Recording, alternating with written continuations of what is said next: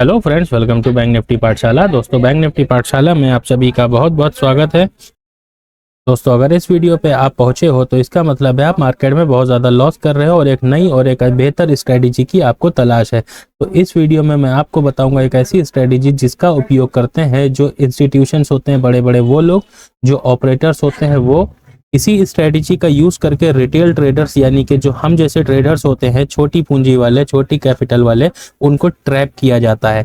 इसी स्ट्रेटजी पर जब भी ब्रेकआउट या ब्रेकडाउन पर ट्रैपिंग होती है या फेक ब्रेकआउट होता है, जहां पर भी हम फंसते हैं ना, वो यही स्ट्रेटजी है जिसका यूज किया करके ऑपरेटर्स हमें ट्रैप करते हैं।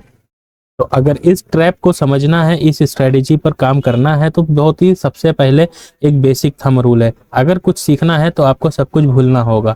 यानी कि जो मार्केट में आपको कॉम्प्लिकेटेड बना करके बताया गया है या फिर लाखों रुपए के कोर्स आपने खरीदे हैं, उसमें सीखा है, उसके बाद भी आप लॉस कर रहे हो, तो वो सब कुछ अपने दिमाग से निकाल दो।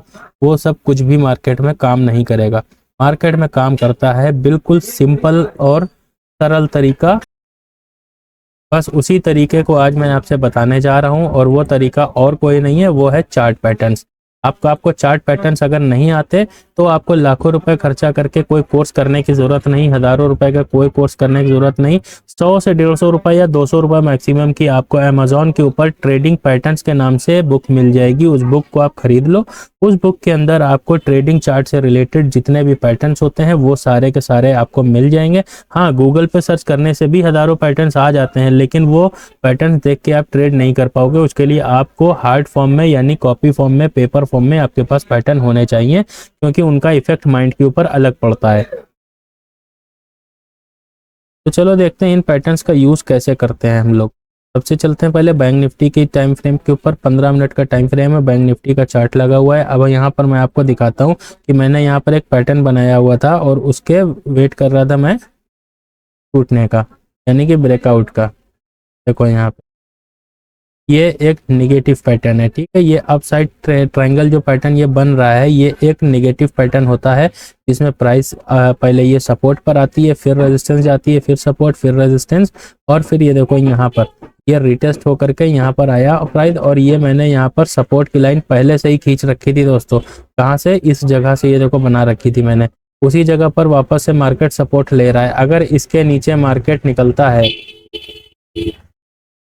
निकलता क्या है, निकल चुका है, यानी कि मार्केट निगेटिव हो चुका है। वापस से यहाँ से एक पुल बैक दिया गया जो कि सेलर्स के द्वारा दिया गया, वरना यहाँ पर मार्केट निगेटिव है। अब मैं आपको यहाँ पर कोई एनालिसिस करके नहीं बता रहा, मैं आपको ये बता रहा हूँ क्योंकि यहाँ पर ये वापस देखो वो पैटर्न एक खत्म हो गया ऊपर जो बना था, ठीक।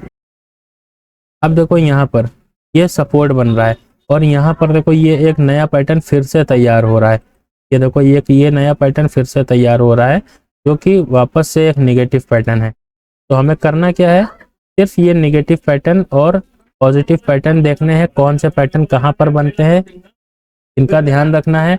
इस तरीके से आपको एक वॉच लिस्ट तैयार कर लेनी है। कोई ज़रूरी नहीं है कि हम निफ्टी में ही स्टॉक करें या बैंक निफ्टी में ही, ऐसा कोई ज़रूरी नहीं है कि हम निफ्टी में ही ट्रेड करें या बैंक निफ्टी में ही ट्रेड करें। ट्रेड करने के लिए बहुत सारे एफएनओ के स्टॉक्स हैं, और एफएनओ के स्टॉक्स में आप जब ट्रेड करोगे तो आप पाओगे कि आपको निफ्टी और बैंक निफ्टी से अच्छा प्रॉफिट दे करके जा रहे हैं, और पैटर्न ढूंढना भी इनमें आसान होता है।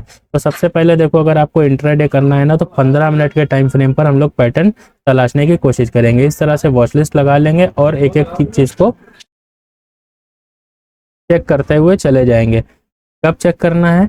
जब मार्केट क्लोज हो जाती है उसके बाद एक बार चेक करना है।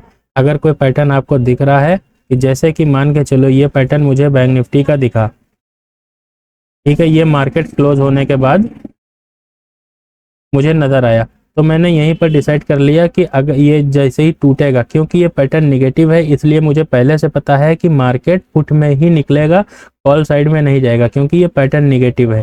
अब ये हमें कैसे पता चलता है? ये हमें उसी बुक से पता चलेगा कि ये पैटर्न निगेटिव है या पॉजिटिव है, जब आप चार्ट पैटर्न सीखोगे। तो अब यहाँ पर 5 मिनट के टाइम फ्रेम पर मैं आ जाऊंगा, क्योंकि एंट्री जो लूंगा वो 5 मिनट के टाइम फ्रेम पर ही ली जाएगी।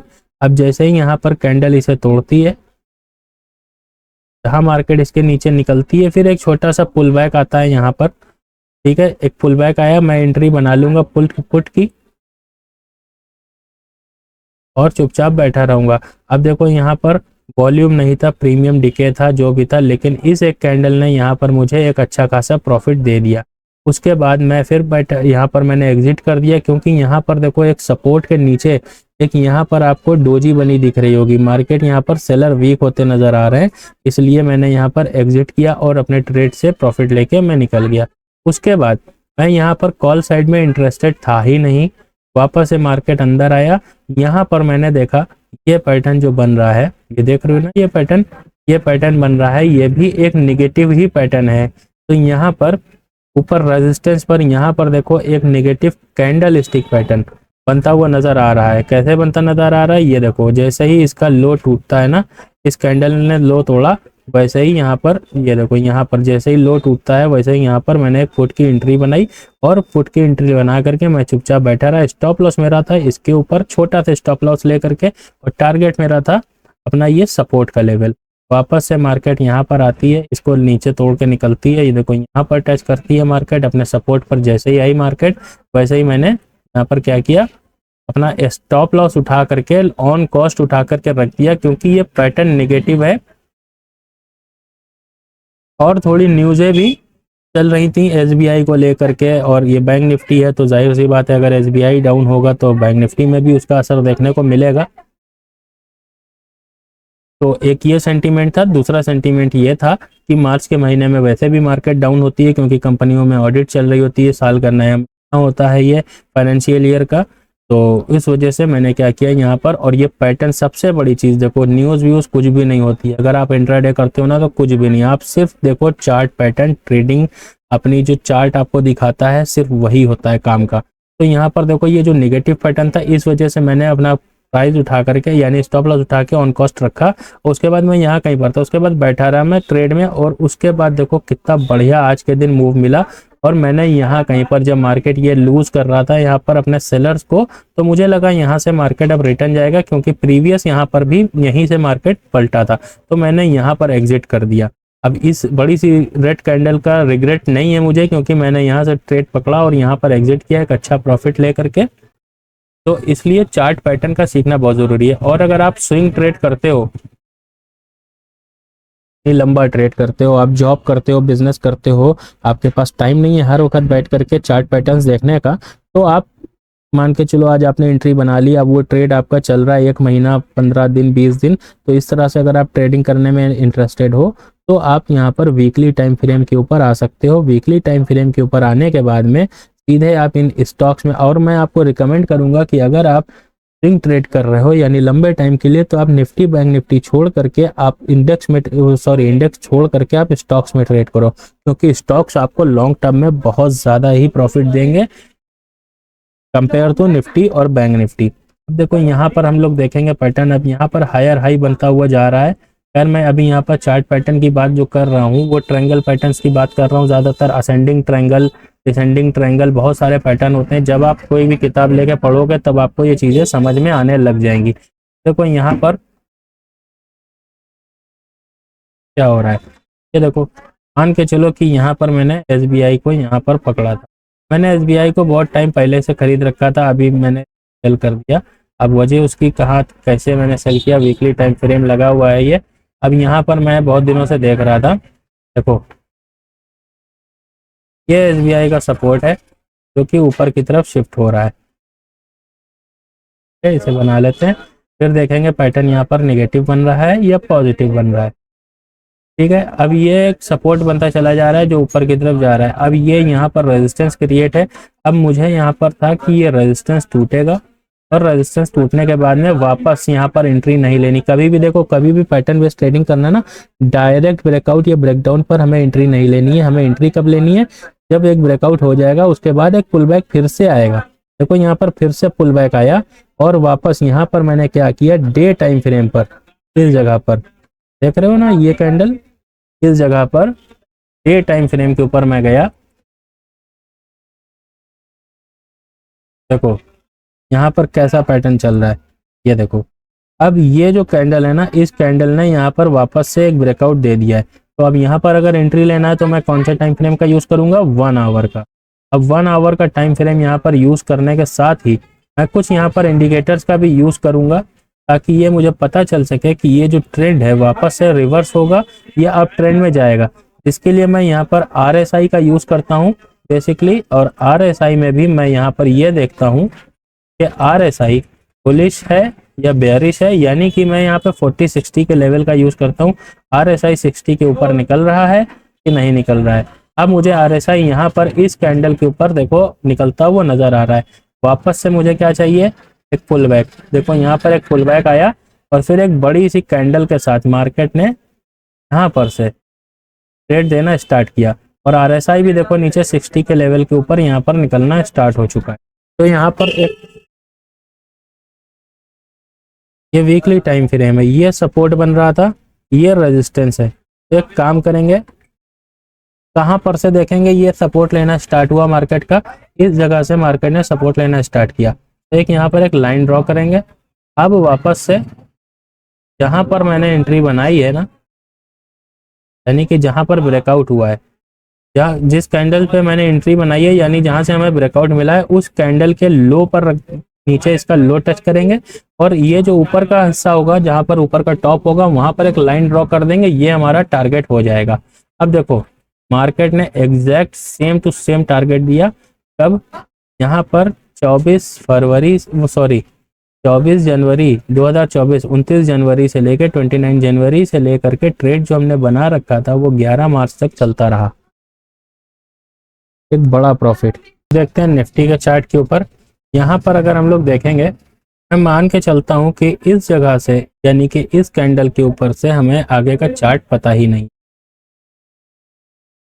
मुझे यहाँ पर से आगे का चार्ट पता ही नहीं, अभी मार्केट ये चल रहा है। तो पहले मैं क्या करूँगा, यहाँ पर मुझे एक पैटर्न नज़र आ रहा है। पैटर्न आपको तब नज़र आएगा जब आप किसी बुक को लेकर के उसको पढ़ना स्टार्ट करोगे, यानी कि उसमें पैटर्न देखोगे, और तब आपको मार्केट में पैटर्न नज़र आना स्टार्ट हो चुके हैं। यहाँ पर देखो ये एक रेजिस्टेंस नज़र आ रहा है ऊपर, और यहाँ पर एक ये सपोर्ट नज़र आ रहा है। तो ये जो पैटर्न बन रहा है, ये पैटर्न है एक पॉजिटिव पैटर्न, क्योंकि इसे कहते हैं डाउन साइड वेजी। अब जो डाउन साइड वेज होती है, तो downside wedge upside trend निकालती है, यानी कि ये जो यहाँ पर पैटर्न ये नीचे की तरफ आ रहा है, अगर ये ऊपर की तरफ जा रहा होता तो ये एक निगेटिव पैटर्न होता, वहां पर ट्रेड आपको नीचे की तरफ ढूंढना पड़ता। लेकिन यहाँ पर ये नीचे की तरफ आ रहा है, तो ये क्या होता है, ये एक पॉजिटिव पैटर्न है।